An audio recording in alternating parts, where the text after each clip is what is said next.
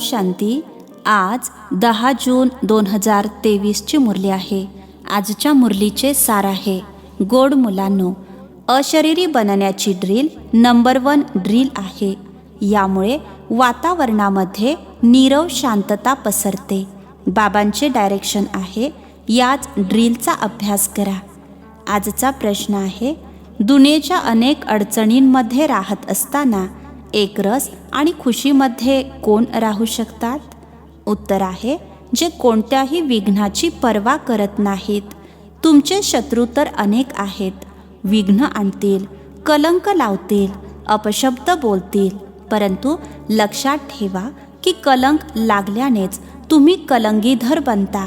असे म्हणतात, श्रीकृष्णाने चतुर्थीचा चंद्र बघितला म्हणून त्याच्यावर कलंक लागले, परंतु आता तुम्हा मुलांवर खूप कलंक लागतात. अंताला तुम्ही म्हणाल, हे भारतवासियांनो, बघा तुम्ही खूप कलंक लावलेत आणि आम्ही आता कलंगीधर बनतो. ओम शांती. मुलांप्रती शिवबाबांचा आदेश आहे. शिवबाबा म्हणतात, मी ड्रिल टीचर आहे ना. म्हणतात अशरीरी भव. मुलांनो, स्वधर्मामध्ये टिका. मन मनाभव मामेकम, अर्थात मज एकाची आठवण करा. हे तर जाणता की आता धर्माची ग्लानी आहे. गीतेमध्ये आहे, यदा यदा हि धर्मस्य. हा श्लोक जन्मजन्मांतर आपण गात आलो आहोत.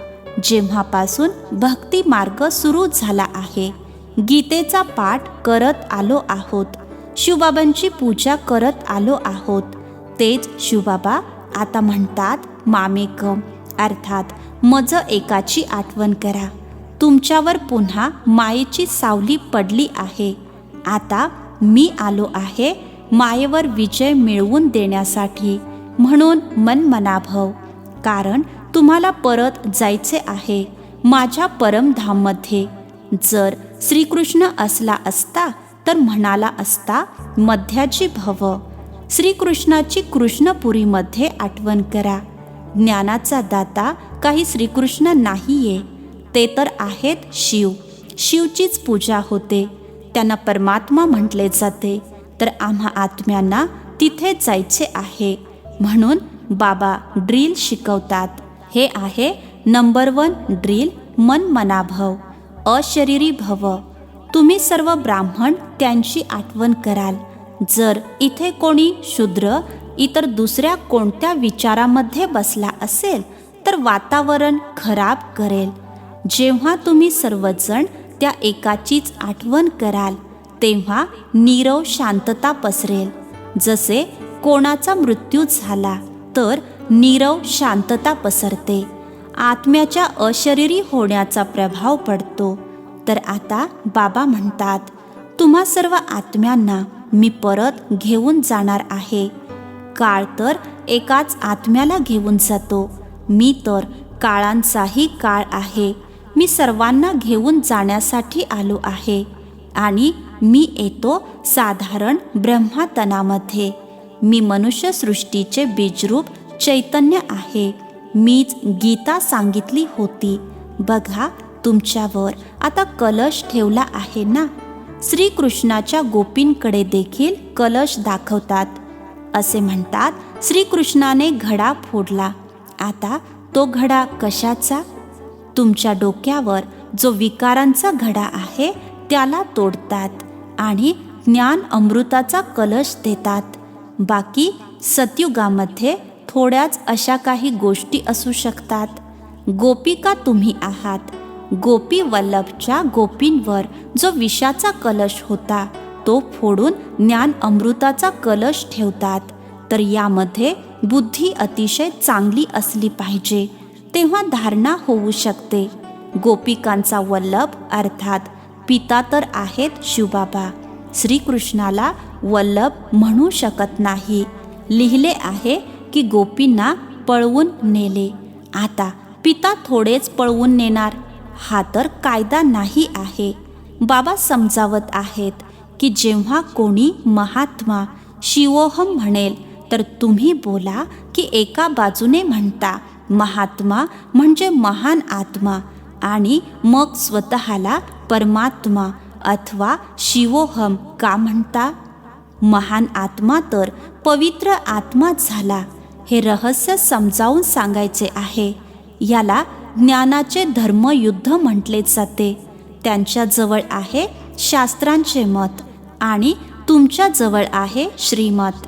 बाबा म्हणतात, मी येतोच तेव्हा जेव्हा राजयोग शिकवायचा आहे. भारतावरच हा सर्व खेळ आहे. हिरो हिरोईनचा पार्ट भारतवासियांना मिळालेला आहे. वास्तविक वंदे मातरम देखील या मातांनाच म्हटले जाते. ते लोक तर धरतीला मातरम म्हणतात.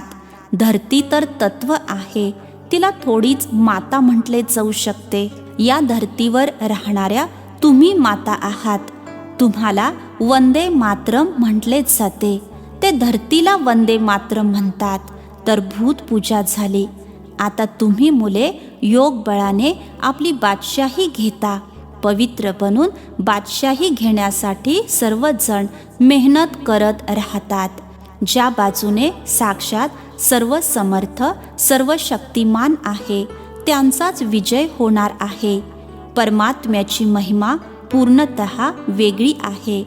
ते येऊन ड्रिल शिकवतात की मामेकम अर्थात मज एकाची आठवण करा. बाकी सर्वजण तुम्हाला दुःख देणारे आहेत. सर्वजण शत्रू बनून विघ्न आणतात. ही काही नवीन गोष्ट नाही. आम्हाला काही दुनियेची पर्वा थोडीच आहे. श्रीकृष्णासाठी म्हणतात, चतुर्थीचा चंद्र बघितला म्हणून इतक्या शिव्या खाल्ल्या. ज्यांच्यावर कलंक लावतात तेच मग कलंगीधर बनतील आणि शेवटी म्हणतील, अरे भारतवासियांनो, तुम्ही आम्हाला इतके अपशब्द बोललात. बघा, आम्ही हे बनत आहोत, राज्यभाग्य घेत आहोत. लढाईच्या मैदानावर तर खूप सहन करावे लागते. तर जे राज्यभाग्य देतात त्यांच्यावर बलिहार जावे लागते. हे शिवबाबा समजावून सांगत आहेत. हे दादा अर्थात ब्रह्मा बाबा स्वतःला भगवान समजत नाहीत. म्हणून शिवबाबा म्हणतात, मुलांनो, हा तुमचा कल्पकल्पाचा पार्ट आहे. तुम्ही देखील म्हणाल, जेव्हा जेव्हा धर्माची ग्लानी होते तेव्हा बाबा येतात. आता बाबा आले आहेत आणि आम्ही बाबांकडून वारसा घेत आहोत. निमंत्रण पत्रामध्ये देखील लौकिक पित्याच्या हदच्या वारशाचे पॉईंट्स आणि पारलौकिक पित्याच्या वारशाचे पॉईंट्स खूप चांगले लिहिले आहेत. बेहदच्या बाबांकडून बेहदचा वारसा मिळतो. लक्ष्मीनारायणाला बेहदचा वारसा कोणी दिला? बाबांनी. तर या सर्व समजून घेण्याच्या गोष्टी आहेत. हा आपला अत्याचार सहन करण्याचा देखील पार्ट आहे. 21 जन्मांसाठी बादशाही मिळते. तर यासाठी मेहनत करावी लागते. गायले जाते, son shows father, student shows teacher. आता तुमचा प्रत्यक्ष पार्ट आहे. तुम्ही समजावून सांगू शकता की तेच आमचे पिता, शिक्षक, सद्गुरू आहेत. तेच मनुष्यसृष्टीचे बीजरूप रचयिता आहेत. सर्व जीव आत्म्यांचे पिता आहेत. त्यांना सर्वव्यापी कसे म्हणणार? बाबा तर वरती राहणारे आहेत. तेव्हाच तर दुःखामध्ये त्यांची आठवण करतात. ते येतातच तेव्हा जेव्हा धर्मग्लानी होते. बाबा म्हणतात, माझी जन्मभूमी असलेल्या भारताचे रहिवासी जेव्हा दुःखी होतात तेव्हा मला यावे लागते. परमात्म्याची जन्मभूमी भारत आहे असे शब्द कोणाच्या मुखातून कधीही निघणार नाहीत. जर सर्वजण परमात्मा असतील तर सर्वांची जन्मभूमी भारत होईल. बाबा म्हणतात, सर्व प्रिसेप्टर्सना अर्थात धर्मस्थापकांना देखील मी मुक्तिधाममध्ये घेऊन जातो. जेव्हा त्यांना हे माहीत होईल की आम्हाला मुक्ती देणारे बाबा आहेत, ते भारतामध्ये जन्म घेतात, तर भारत खूप मोठे जबरदस्त तीर्थ बनेल. समजा सर्वांना माहिती जरी झाले तरी ते येऊ कसे शकणार? सर्वच तर भारतामध्ये येऊ शकणार नाहीत. इतके तर अन्न भारतामध्ये नाही आहे. हे ऐकून अतिशय खुश होतील की ओहो, आमचे बाबा जे या गुरु इत्यादींना सुद्धा मुक्ती देतात, त्यांचा जन्म भारतामध्ये होतो. ओळखणार तर नॉलेजमुळेच ना, आणखी काय बघणार. ब्राह्मणांमध्ये जेव्हा कोणाची आत्मा येते तेव्हा त्यांच्या बोलण्यावरून सुद्धा ओळखतात ना. बोलल्याशिवाय ओळखू कसे शकणार. बोलल्यामुळे माहीत होईल की बरोबर अमक्याची आत्मा आहे. शिवबाबा देखील जेव्हा ज्ञान देतील तेव्हा समजेल की शिवबाबा बोलत आहेत. हे तर अर्थात ब्रह्मा बाबा तर ज्ञान देऊ शकत नाहीत. हे बाबांशिवाय कोणीही समजावून सांगू शकत नाही. कधी कधी कोणी म्हणतात की आम्ही शिवबाबांसोबत बोलू, परंतु त्यांना ओळखणार कसे. समजू देखील शकणार नाही. बुद्धीने समजून घेतले पाहिजे की हे ज्ञान बाबांशिवाय कोणीही देऊ शकत नाही. बघा, कुठे कुठे मुली तर शिवबाबांना न बघता देखील शिवबाबांना भेटण्यासाठी तडफडत आहेत. जरूर त्यांची शक्ती आहे जी खेचते, आकर्षित करते, तर त्यांना सफेद वेशाचा साक्षात्कार करवितात. म्हणून बाबा आमचा ड्रेस अर्थात युनिफॉर्म कधी बदलू देत नाहीत. तर त्यांच्या ज्ञानावरून समजते. बऱ्याच जणांना भिन्न भिन्न प्रकारचे साक्षात्कार देखील होतात, परंतु त्याने फायदा काय. तुमचे काम ज्ञानाशी आहे. हे नॉलेज इतर कोणीही देऊ शकत नाही. तर हा सर्व गुप्त पार्ट झाला. असे म्हणतात, मी आत्म्याचे रूप धारण करून यांच्यामध्ये अर्थात ब्रह्मा बाबांमध्ये प्रवेश करतो.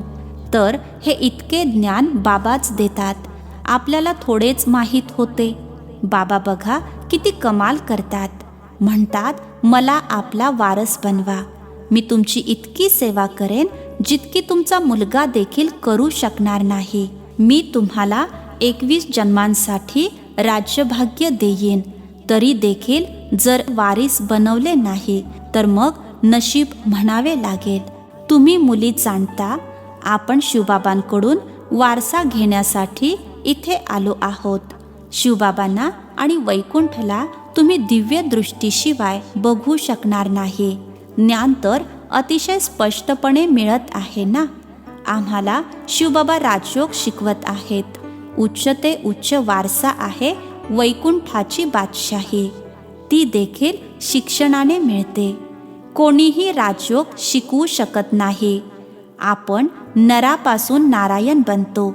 हे राजयोग शिकवतातच अंतामध्ये.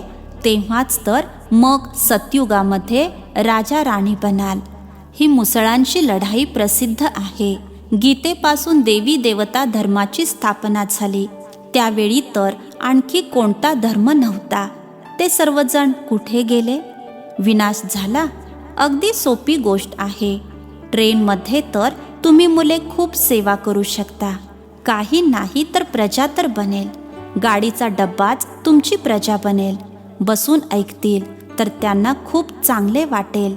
लिटरेचर हातात असले पाहिजे. सोबत लाडका श्रीकृष्ण सुद्धा असला पाहिजे. अच्छा, गोड गोड खूप वर्षानंतर भेटलेल्या मुलांप्रती मातपिता बापदादांची प्रेमपूर्वक आठवण आणि सुप्रभात. आत्मिक पित्याचा आत्मिक मुलांना नमस्ते. आम्हा आत्मिक मुलांचाही आत्मिक पित्यांना नमस्ते. धारणेसाठी मुख्य सारांश.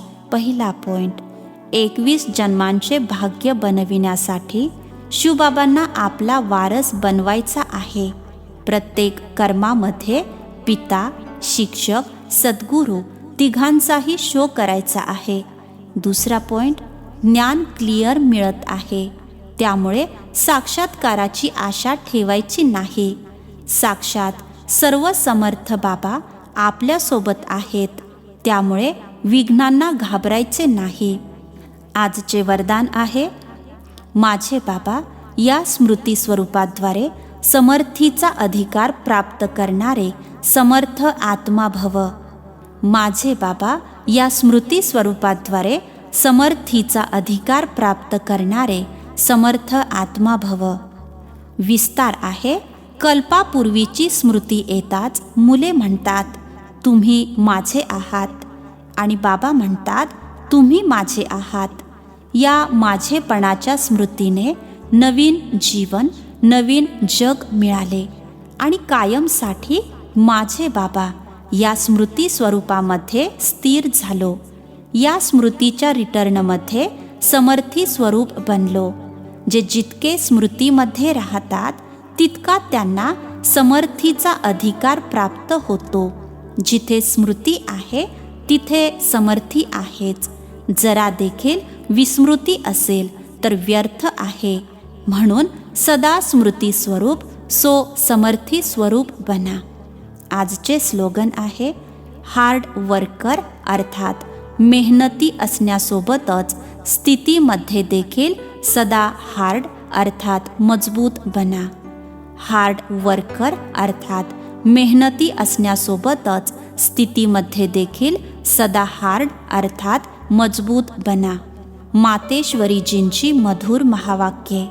सृष्टीची आदी अर्थात सुरुवात कशी होणार?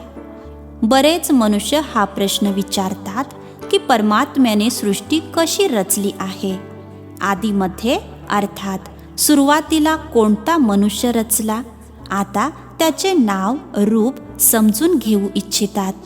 आता त्यावर त्यांना समजावले जाते की परमात्म्याने सृष्टीची सुरुवात ब्रह्माच्या तनापासून केली. पहिला पुरुष ब्रह्माला रचले आहे.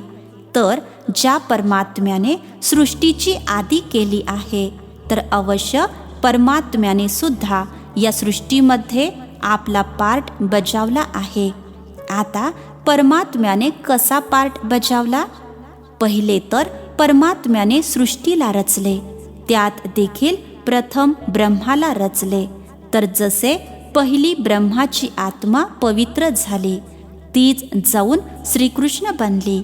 त्याच तनाद्वारे नंतर देवी देवतांच्या सृष्टीची स्थापना केली. तर दैवी सृष्टीची रचना ब्रह्मा तनाद्वारे करवली. तर देवी देवतांचा आदी पिता ब्रह्मा झाला. ब्रह्मा सो श्रीकृष्ण बनतो. त्याच श्रीकृष्णाचा मग अंतिम जन्म ब्रह्मा तन आहे. आता असाच सृष्टीचा नियम चालत आला आहे. आता तीच आत्मा सुखाचा पार्ट पूर्ण करून दुःखाच्या पार्टमध्ये येते. तर रजो तमो अवस्था पास करून नंतर शूद्रापासून ब्राह्मण बनतात. तर आपण आहोत ब्रह्मावंशी सो शिववंशी सच्चे ब्राह्मण. आता ब्रह्मावंशी त्याला म्हणतात जे ब्रह्माद्वारे अविनाशी ज्ञान घेऊन पवित्र बनतात. तर यावरून सिद्ध होते की या सृष्टीचा आदी पिता ब्रह्मा बाबा आहेत. अच्छा, ओम शांती. नवनवीन मराठी व्हिडिओज प्राप्त करण्यासाठी सबस्क्राईब करा मराठी गॉड रिपोर्ट चॅनलला.